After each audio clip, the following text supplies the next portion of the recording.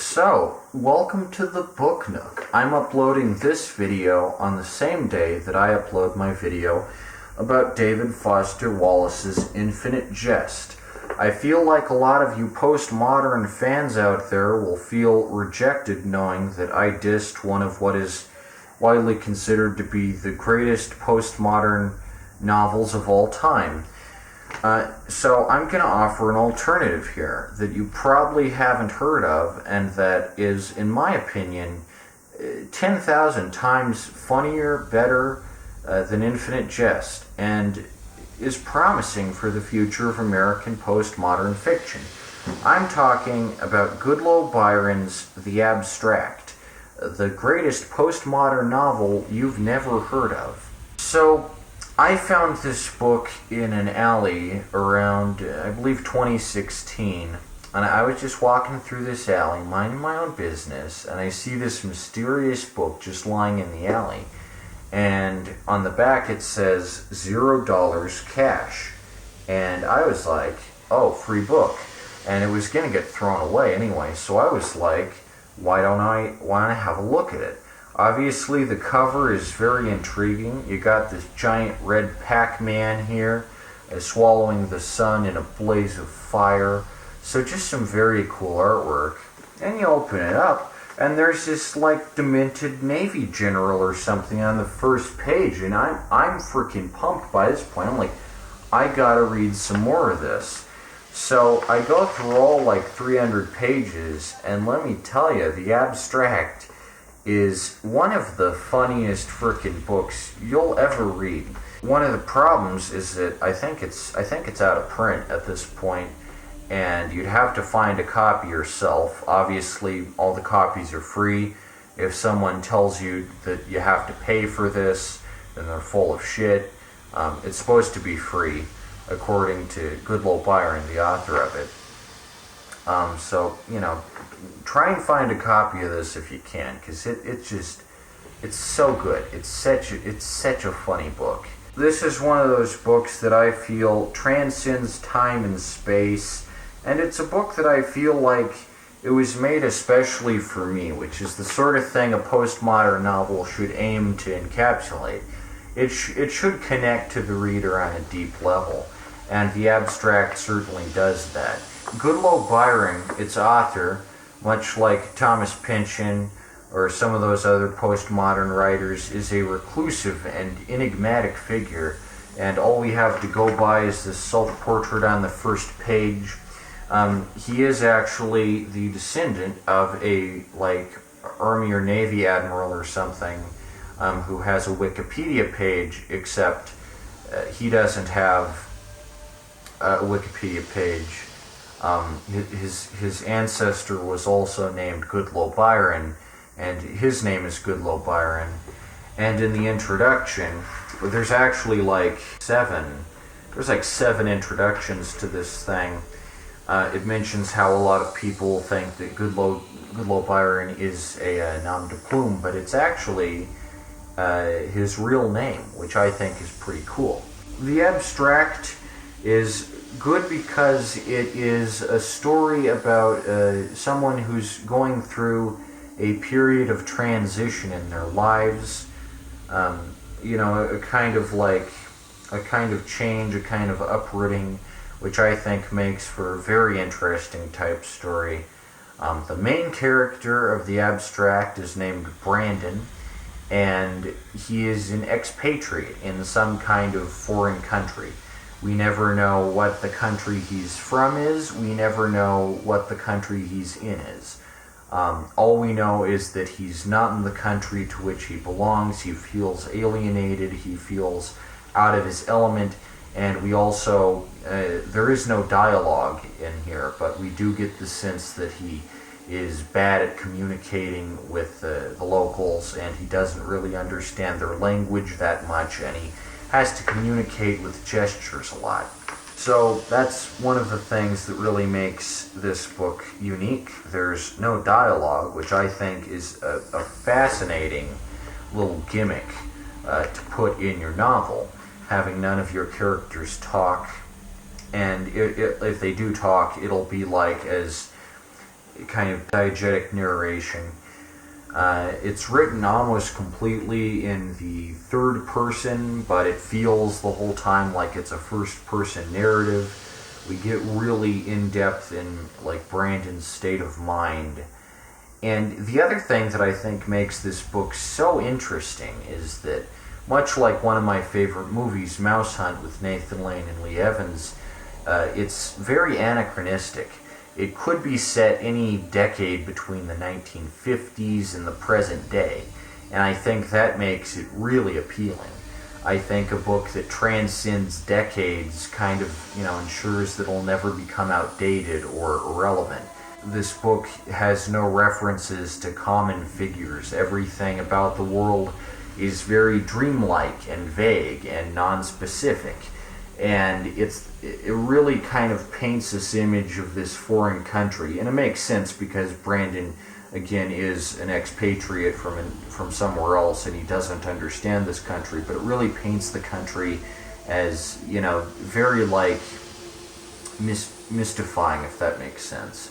Like you don't quite understand exactly what's going on here. At times you feel like the entire world is against Brandon.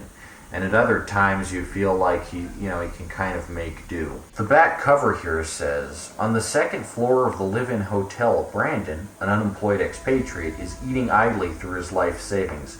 He spends his time walking through the town in the limited variety of mental states: coffee nerves, lonely villainy, and wine-soaked sadness. After an encounter with a local playwright, he decides to remodel himself as a respectable person through means of imposture, formal dress, and plagiarism.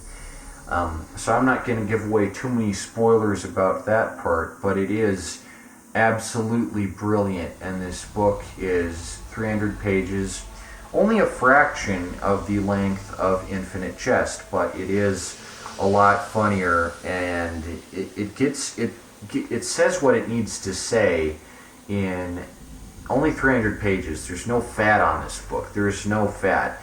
This book is trimmed right down to the bone. But it feels really long. Like, getting through this book feels long. And that's the sign of a good book. Like, Infinite Jest, really long book. But you can read it really fast because it doesn't have that much substance to it. The Abstract is 300 pages, but it has so much substance to it that it takes a while to really get it. And once you get it, you'll be just laughing because this thing is so funny. I really envy Goodloe Byron because he seems like the ultimate testament to self-publishing. He just literally gets an ISBN number for this thing, prints out 10,000 copies, and just drives around America and just leaves these free books at coffee shops and stuff. That's his whole campaign for advertising this book. Clearly the guy must have been loaded to be able to print off so many copies and just give them away for free, but whatever. It's Goodloe's prerogative. Absolutely one of the most interesting marketing campaigns I've ever seen for a book, just to make all the copies free. That's a very admirable thing to do. If you have enough money and you don't need to profit off your work, then just increase the literacy of people. Make your postmodern weird novel free. That's an admirable thing. So the Abstract is notable in that regard. The free nature of it kind of adds another level of world building on and paints Goodloe as this wacky eccentric who's just so interesting. I feel like, man, Goodloe Byron, what's he up to? This wackadoodle. So as it says, Brandon is an unemployed expatriate. I think that's a very interesting angle to approach a story from, because all too often in novels and whatnot, in popular media, we have characters who are too obsessed with their careers and getting the top spot at the office. I find this sort of story absolutely insufferable.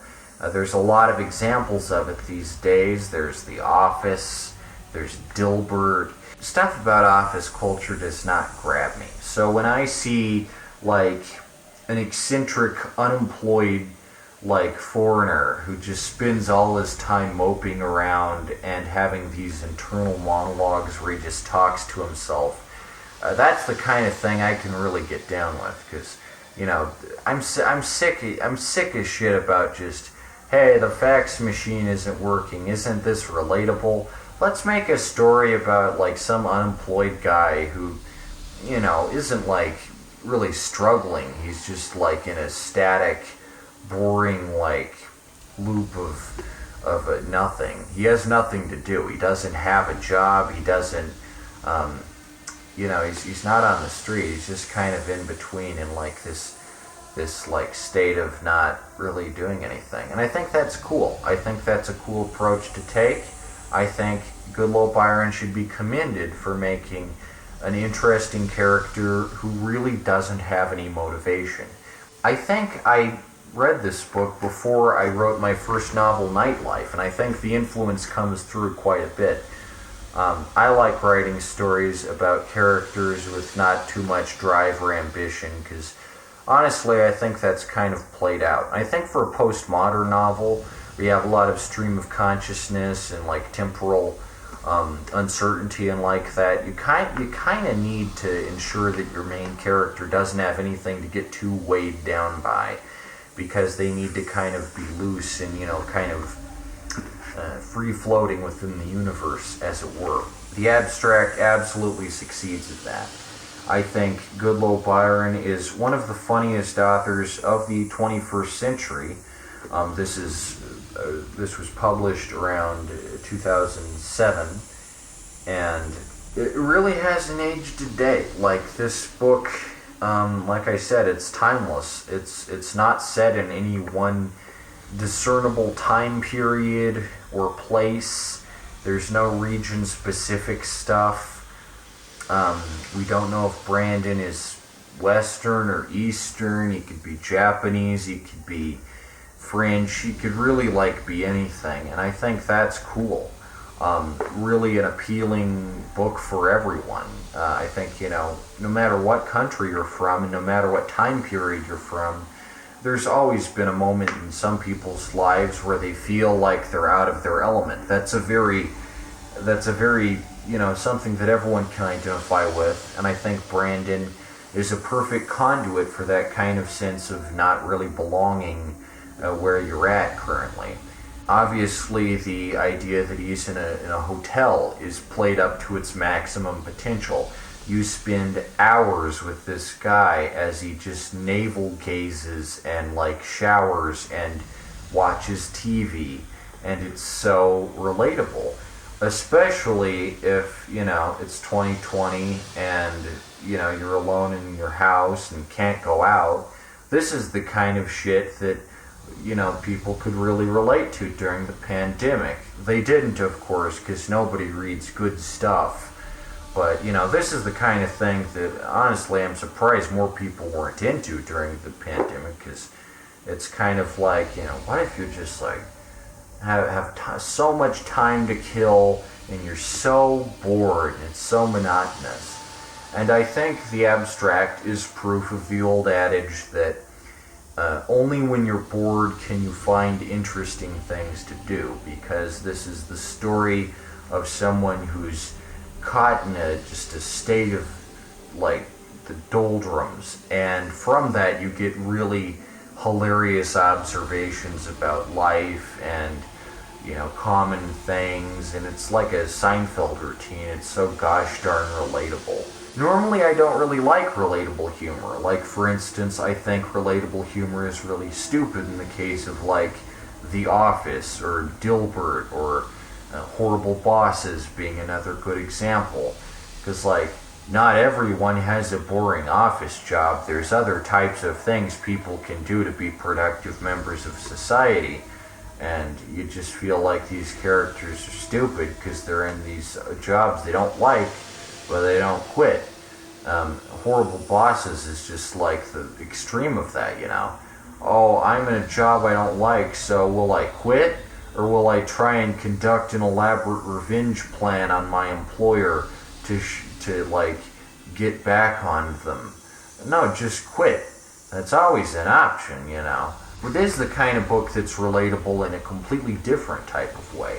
If The Office is relatable to, someone with a boring office job, this is relatable to someone who, doesn't have a conventional type profession. Like myself, for instance, I can't imagine myself being in a cubicle firm every day. I don't think that's a sustainable lifestyle. But, it's very identifiable if you're just kind of a recluse and, you're not too knowledgeable, per se, about your surroundings, and you kind of feel out of your element. Not that I feel out of my element or that I'm reclusive, but it is identifiable if you're like that. If you're a foreigner in another country, then this is the book for you. You can definitely relate to it a lot. There's the kind of book that can give you a good chuckle, because it's just the kind of feeling that everyone's felt at some point, like, I don't belong here, what am I doing here, Not capitalized on enough. Goodloe Byron sees an opportunity, he freaking seizes it. Another aspect of what makes this book so appealing are, as I said, the drawings. They are absolutely lavish, and they're just like done with pen. But they're an amazing example of what someone can do if they just have a lot of talent in illustrating. And Goodloe Byron obviously did these illustrations himself. And they're really cool. They really look like, wow, this guy really knows how to draw the kind of atmosphere he's describing. So I like that too. He's kind of a jack of all trades. Not only is his writing completely awesome, but the drawings in here are also really cool. They're very cartoony and surreal, and I guess you could call them abstract. But the drawings are really nice, especially the cover with the nice red color. Clearly he took advantage of the trichromatic or duochromatic hues. On the back here you have this scrawling that says beware, and on the front it says Tales of Wickedness and Sorrow. That's the subtitle of this book. It makes it sound like an anthology, but it's not an anthology. It's just one long story about one guy. But the subtitle is really cool, and I'm not going to spoil this. I don't think it's possible to spoil it. It's not a conventionally told story. It is a really hilarious story, though, and I think if you're into, like, any other postmodern book, even Infinite Jest, like, if you like Infinite Jest, you'll like this, and if you like other postmodern stuff, you'll like this. It's postmodernism at its best. It's quirky. It tries everything. It throws things at the wall to see what sticks. Luckily, everything in the abstract sticks. I don't think you could find a more tight-knit book if you tried. This thing is leaking with structure. It's leaking with substance. It's leaking with direction and purpose and, tone. And it's so atmospheric. You really feel the details of this world that Goodloe Byron paints out. They're so vivid, you just feel like you've crossed over into this, like, vague, shadowy dream world. Amazing stuff. Goodloe Byron knows what he's doing. And I hear he wrote another book after this, but I haven't seen that. And honestly, one book by Goodloe is enough to tide me over. As it is, I don't think he's wrote any other books as of late, which explains why his presence is kind of diminished to a mere whimper, and why there's only barely any Google results for him. And I think that's really cool. I think part of what makes the abstract so appealing is its obscurity, its weirdness. It's a weird book, but it's also a really fun book. I think it's definitely a novel with a lot of substance, a lot of promise. I mean, I'm surprised Goodloe Byron isn't, discussed more in literary circles, because he really knows how to put together a compelling piece of fiction that holds your attention. From the first page to the last, you won't be able to put this down. It's a page turner. You got coffee nerves, lonely villainy, and wine-soaked sadness, and dang if that doesn't describe this book to a T.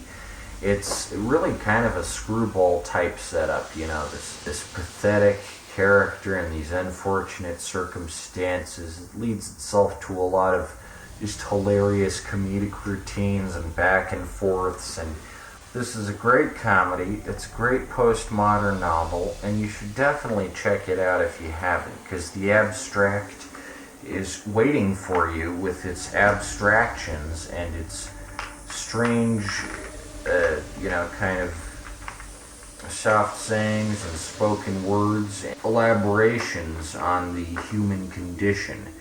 I think the abstract is probably one of the most down-to-earth postmodern novels. It's really not that smart, and unlike Infinite Jest, where David Foster Wallace tries throwing a fancy word at us every page, the abstract is written with such a simple vocabulary that a preschooler could probably get it.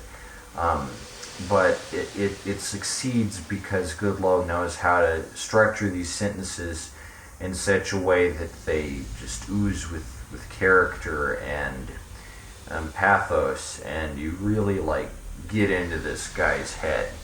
And that's really what postmodern fiction is all about. It's not about using the most complicated words or being the most clever with your footnotes. It's about giving a reader something to mull over in their head, turn over again and again, and have it just nod them, The abstract does that. It's the kind of book that really makes you think, what was Goodloe's motivation in saying this? What's this supposed to mean? I think the abstract should absolutely be a manifesto for some kind of counterculture or another. It's a good book. It's absolutely a masterpiece of literature, and I highly recommend it. And what's really sad is most people haven't even heard of it, which is just a shambles, and it goes to show that a lot of books go underrated, and that's the case with comics, that's the case with movies, that's the case with TV shows. All the good stuff, it seems, is underrated. So if you want to find something cool and interesting and awesome, and you have to go out and really look for it yourself. I was lucky. I stumbled upon the abstract in an alley, and I've never been the same since. This book seriously changed me and how I look at things. This is a gosh darn transcendent experience here. 300 pages of substance. Mr. Byron, I congratulate you on your stupendous achievement. And if you're watching this, my gosh, you are a literary god. You know how to sling those syllables, Sam. That said, that's been my review of Goodloe Byron's hilarious, tragicomic, slice-of-life masterpiece, The Abstract. And if you liked it, then buy some Nicholas comics. I got more comics on the way. And until next time, sayonara, suckers.